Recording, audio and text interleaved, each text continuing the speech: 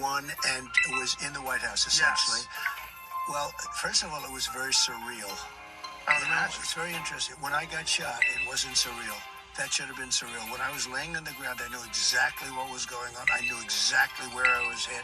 They were saying you were hit all over the place because there was so much blood from the ear.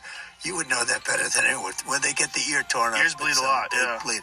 Anyway, so and I was thinking the other day, when that happened, I really knew where I was. I knew exactly what happened. I said I wasn't hit anywhere else.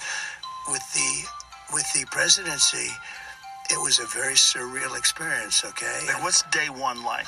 So, you win, yeah. You get inaugurated, holy shit, I'm the president. Yeah, that's what happened. So I'm driving down Pennsylvania Avenue. I just built a building on Pennsylvania, the hotel, the old post office it was. We called it Trump National Hotel. And we sold it to the Waldorf Astoria. And it was a wonderful thing, but I'm driving down, I'm passing the hotel. You've never seen so many motorcycles, police, military. You know, it was a major thing. I got off really the first time I used Air Force One, landed, and we're coming down, and it was very beautiful. I mean, it was incredible. And we're going down Pennsylvania Avenue in the opposite direction. You know, normally and all of a sudden you're going the other way. The street was loaded up, and I wanted to go out, and I wanted to wave to everybody, but that wasn't smart. You know, because it's a little bit dangerous, right? When you watch like Kennedy and some others, right? But I really felt, I don't know, the love was so crazy. And so I did get out of the car for a brief, you know, just for a very short walk. I thought it was very important to do. And Melania got out with a beautiful dress on that became sort of a staple. It was, people loved it. And Barron, and we're walking down the street. But we're really got amazing. We get to the White House, and now it's a little bit before dark, beautiful. And we went up to the president's quarters. They call them the presidential quarters. And I'm standing in this beautiful hallway. You know, it's funny, nobody ever talks about the White House as being beautiful inside. You know, you think it's going to be, everything's going to be all metal doors and stuff. It's not. It's so beautiful. I made my money largely on luxury. The hallway is like 25 feet wide. The ceiling heights are, you know, it's so beautiful. But I was standing there, and I said to the guys, I want to see the Lincoln bedroom. I had never seen the Lincoln bedroom. I'd heard about the Lincoln bedroom. And I was standing with my wife. I said, do you believe it? This is the Lincoln bedroom. I mean, it was like, it was amazing.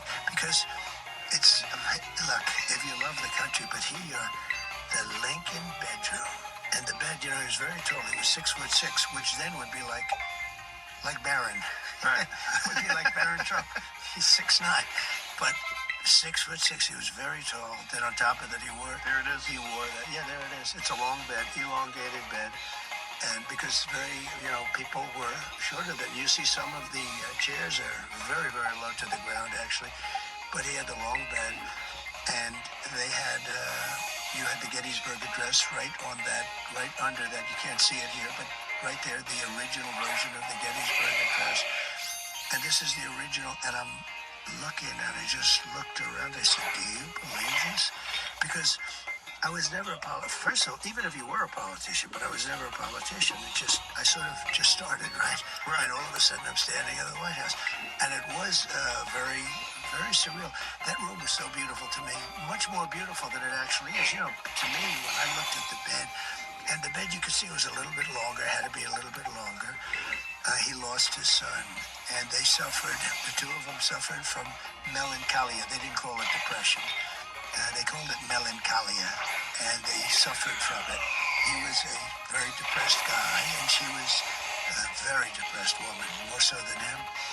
And on top of that, they lost their son, whose name was Ted. And it was just seeing it in the little picture, the little tiny picture. I mean, you can't see the details there. Little tiny, everything, a little tiny picture of Ted, who he lost. Oh, shit. And it was devastating. And he was in a war. And he was having a hard time because he couldn't beat Robert E. Lee. Robert E. Lee won like 13 battles in a row. and he was getting like a phobia, like a fighter, not about the fight stuff, but like I went to a UFC fight, and it was a champion who was 14-1 about a year ago. You would know the names.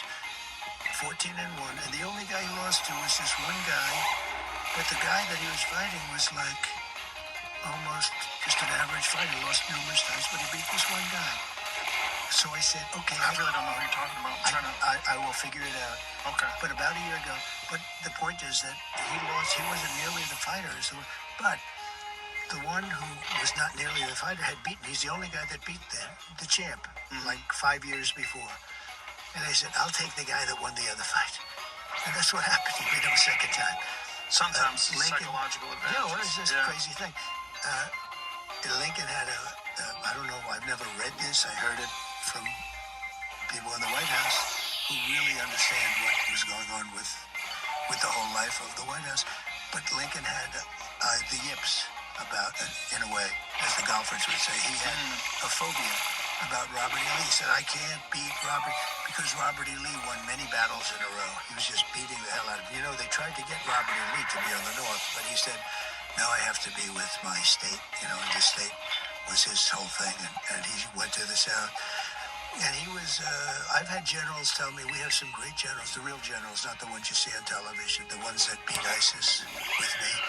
We defeated ISIS in record time. It was supposed to take years, and we did it in a matter of weeks. These are great generals. These are tough guys. These are not woke guys. But their favorite general, in terms of genius, was Robert E. Lee. In terms of strategy? Strategically. He took a war that should have been over in a few days, and it was, years of hell, a vicious war. And so here I am standing there, and again, I had never really done this before. I ran a number of months before I won. I probably, I guess if you figured max it out, it would be a year, something like that. So I had never run for office. And I did well. I mean, I went into debates with 18 people, including me, and then slowly but surely they started to disappear. We had debates, good debates. Everyone's aware of all this stuff. What I want to get to is, what was the experience once you got inside? It was just what did you think it was going to be like in terms of, your ability to govern? Yeah. This is your first experience governing anything. You've never been a governor. You've never been a mayor. Private sector. Business. Yeah. But now all of a sudden, you're inside the White House. The biggest thing was just that first moment of being in this really hallowed place to me. It was surreal. It was beyond. To me, that was an experience. It was a surreal experience. And then, with time, that wears off. With time, it becomes, your place where you stay. And I was doing a lot of. I had two things that I really focused on: governing the country and survival. Because from the moment I won, before I got to office, all of a sudden, they came down. Nobody has ever been treated that way. And you see that. You see where in the Washington Post very early on they said, well, now the impeachment stuff starts. And it did. It literally started from the beginning. So I had survival and run the nation. I had a combination. Most people don't have the survival. They get in. We wanted to start a family more than anything. But like millions of Americans, we struggled. IVF was an answer to our prayers. But our Congressman, Bill Huizenga, wants to roll back our freedoms. Huizenga signed on to an abortion ban so extreme it would outlaw IVF treatment. So I'm running against him. I'm Jessica Swartz, and I approve this message because my family matters, and so does yours.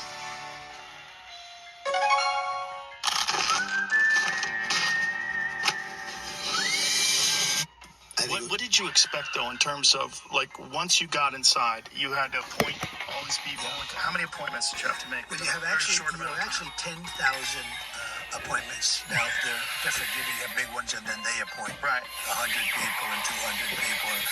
But the president really is involved with approximately 10,000 appointments. So you'll appoint a Secretary of State, and he or she will appoint a lot of people. So it's a lot. But in terms of major ones, you probably have 100, but they're big ones. Treasury, state, military. And how did you know who to appoint? Well, I didn't. I had no You didn't. experience. You have to Right. understand, Joe. So I are was you there going? 17 times in Washington, and I never stayed over. According to the press, which I think